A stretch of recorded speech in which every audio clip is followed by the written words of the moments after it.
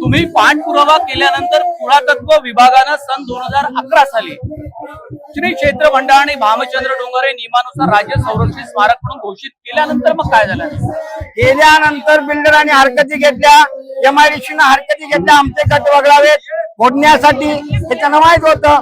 आणि त्याच्यानंतर मी प्रति हरकती घेतल्या. महाराष्ट्रातील संत महंतांच्या अनेक ग्रामपंचायतीच्या सदर डोंगराचे संरक्षित झालेले गट जर तुम्ही वगळाल आणि डोंगर फोडाल तर मग महाराष्ट्र पेटून उठेल. पण यांनी काहीही त्याचा भान आणलेलं नाही.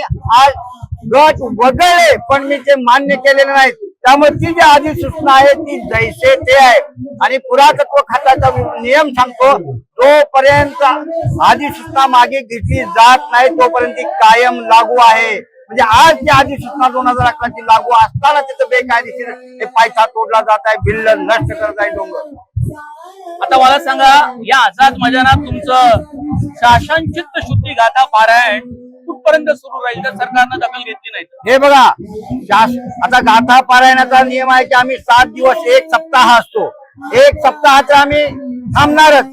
जर शासनाला सुबुद्धी सुचली, जे खळांची व्यंकटी सांडो आम्ही संत महात्मे प्रार्थना करतो या खळांसाठी, तर यांना सुबुद्धी सुचली आणि यांनी निर्णय घेतला 2011च्या अधिसूचनेनुसार तर.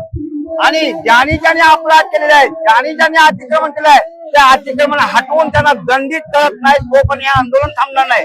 जरी त्यांनी 2011ची अधिसूचना लागू केली त्यांनी आम्हाला लेखी लिहून दिलं पाहिजे, आम्ही अतिक्रमण हटवतो, सभोवती नियमानुसार संरक्षित रेंज वरती भिंत बांधतो. हे जर त्यांनी लेखी लिहून दिलं तरच आम्ही हे आंदोलन मागे घेणार, नाहीतर हे आंदोलन मागे घेतलं जाणार नाही.